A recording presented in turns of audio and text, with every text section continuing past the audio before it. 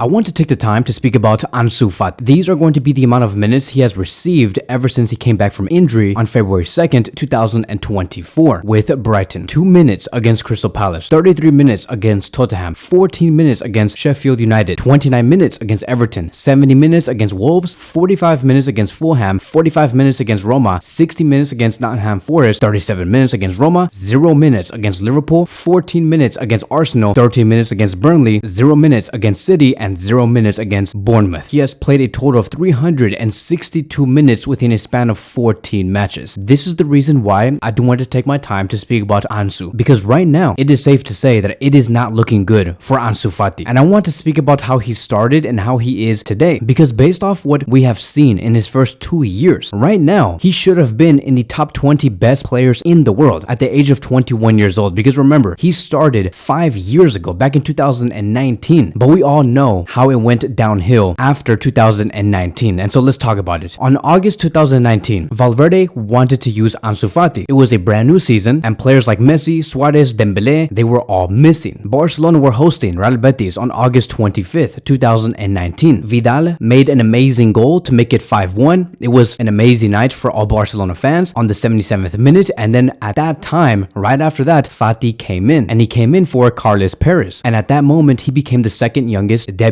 player in Barcelona's history. 6 days after he made his debut, he became the youngest ever goal scorer for Barcelona against Osasuna. A few days later, against Valencia, he was in the starting 11. Keep in mind that he was only 16 years old while doing all of these things, and became the youngest player to ever start in the Camp Nou. Shortly after that, he became the youngest player to score and assist in a single game in La Liga. 3 days later, Fati became the youngest Barcelona player in the Champions League in a group stage match playing against Borussia Dortmund. Then he came on for the match against Inter Milan. Even though there were only 5 minutes left, he scored a goal and he scored the winner, and he became the youngest Champions League scorer in history at the age of just 17 years old and 40 days. Moving on towards the year of 2020, after having an amazing 3 to 4 months at Barcelona, he made his debut for the Spanish national team against Germany on September 3rd, becoming the youngest player since 1936. 3 days later, he became the national team's youngest goal scorer in a 4-0 win against Ukraine. A couple of days later, he scored a goal against Real Madrid and became the second youngest goal scorer in El Clasico history. So everybody was like, oh my god, if he can do this for sure in about 5 years, which is right now, he can become one of the best players in the world. Many Barcelona fans were excited. Many were saying, okay, after Messi does leave, Ansu Fati is going to be the player that we're all going to be looking at. He is going to be one of the pillars of Barcelona's project in the future. I hope you guys do remember that. But there were so many reports, and I was even talking about this back in 2019, that Ansu Fati was going to be one of the pillars of the future sporting project. But then came November of 2020, and Barcelona were yet again hosting Real Betis yet again. Almost about a year later, about half an hour into the game, he was tackled by one of the defenders of Real Betis, who was Mandi. And from there, Fati's knee turned in a very bad way, and then from there, that is where everything began. All of his injuries, because when he experienced that injury on that day when he played against Real Betis in 2020, he had to be out for a total of 64 games, and he was out for a total of 305 days. That is insane. And as you can see here in his injury history, ever since that day, it never stopped. He came back the next year on September 10th, had a fitness issue. He got injured yet again the second time, which was the 2021-2022 season with a knee problem. He missed 2 games. He got a hamstring injury. He missed 13 games, another hamstring injury. He missed another 13 games, and then another fitness issue, and he missed 7 games. So he got like, let's say 1, 2, 3, 4, 5, 6 different type of injuries in the 2021-2022 season. Moving on towards the 2022-2023 season, which was Xavi's first full season at Barcelona, he got a knee bruise and he was out for a total of 2 games. At Brighton, where he is at today, he got a calf injury on November 25th, 2023, and it took him out until February 2nd, 2024. He was out for a total of 69 days and he missed 14 matches with Brighton. One of the physiotherapists of Ansu Fati throughout these years wanted to speak about Ansu Fati's like total physical condition, and this is what he said. Rather than reinventing himself, he needs to be aware of his characteristics now. He has to work on balance and strength, not only when running straight, but also when there is an opponent in front of him. And this is very much true. We knew that Ansu Fati, before he got all of these injuries, he was known for his runs and his quick shift in speed, moving either to the left or to the right. And then that is how he was able to either make an assist or score a goal. He was a left winger that knew how to run into space when he placed a ball into space, and he met that ball. His composure and his strength really did help him, and the way that he was able able to hold other players was amazing. His main characteristic though was the fact that he can shift from the left to the right with the ball, and he always placed himself in great positions to score. He wasn't necessarily a player that was good at receiving the ball in deep areas and running with the ball like, let's say, Vinicius, but he was exceptional when he received the ball just outside the opponent's box. That was his game, but clearly he lost this ability. He cannot make that quick shift in speed with the ball because of his knee injuries. And now the question is, can he regain his game back by overcoming his physical fitness? Because that is what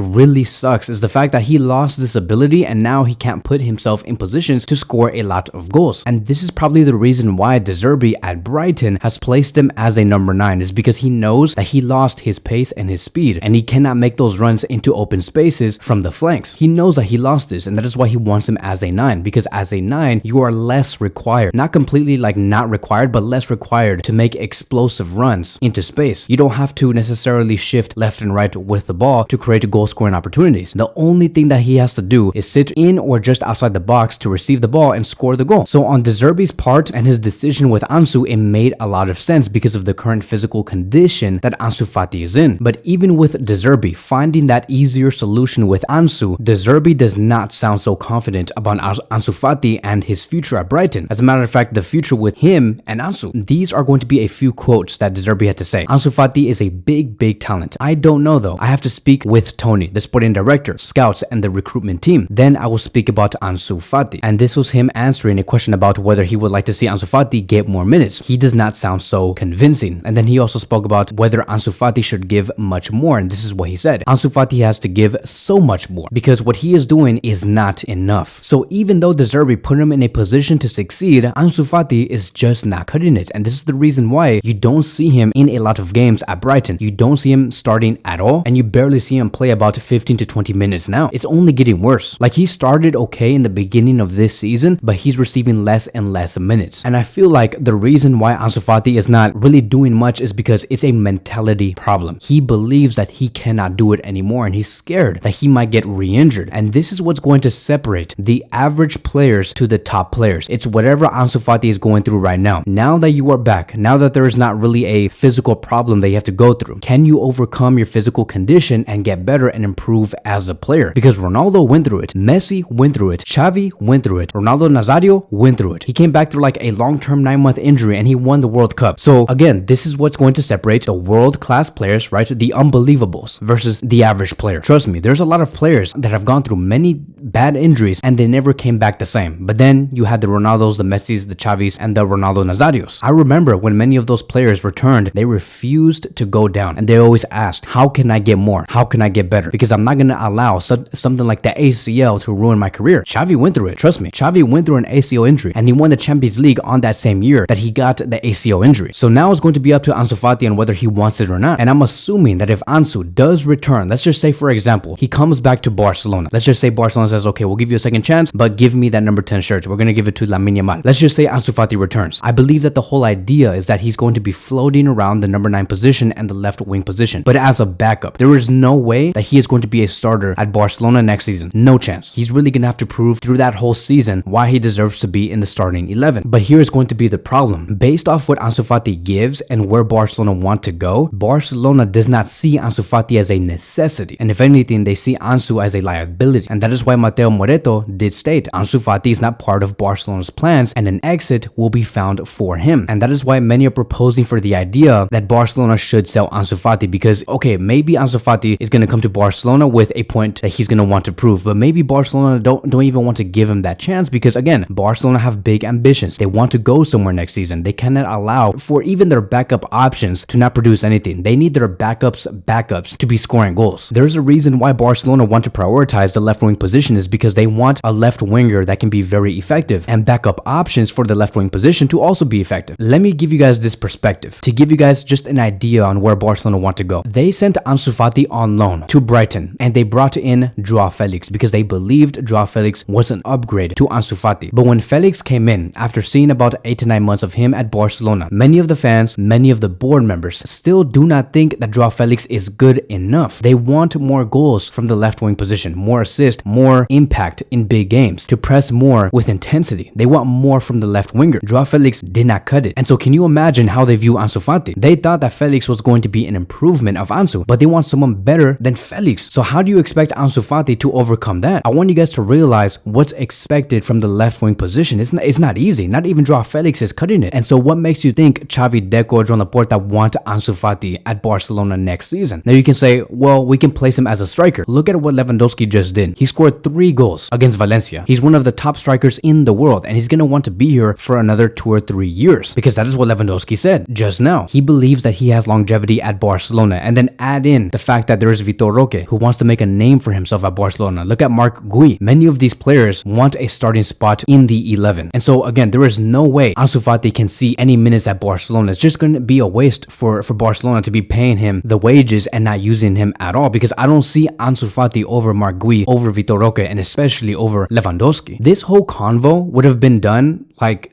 15 minutes ago. Like, we wouldn't even be having this conversation. I wouldn't even be making this video if Ansu Fati rediscovered his form 1 year ago. Like, if we had a prime Ansu Fati and he was only going up and up and up in his career from the moment he was 16 all the way until the age of 21 years old, he would be my first option on the left wing position. My very first. I would not even be talking about Nico Williams. I would not even be talking about Leao from AC Milan, and he would be my immediate backup to Lewandowski if we had a prime Ansu. But we don't have that, and that's unfortunate. It's sad, and I hate to talk about things like this. I hate to talk about youngsters who are not cutting it, you know, where they had everything in front of them, but it got cut down due to injury. I hate talking about that because I know that these players are human. I know that they make mistakes. I know that not everybody's perfect. Not every career should be perfect, and that is why I hate talking about these things. But at the end of the day, Barcelona, I know that they have huge ambitions and they're gonna want to move forward, and that's what makes me like really appreciate players like Messi now that I do think about it, because Ansu Fati relied on his quick pace to make himself a big player, and now he's lost because he lost the quick pace and now he has to find his new self. Messi, when he lost his speed and pace earlier in his years, he shifted his playing style, and he's still very effective. He's not the fastest player in the MLS, by the way, and he definitely was not the fastest player when he was in the French league, but he was the most effective because he still had the talent and the football in him. Any other player in the world or in history, when you take away their speed, their agility, their endurance, they become a shadow of themselves, like a fraction of who they truly were. With Messi, it was never that. Like,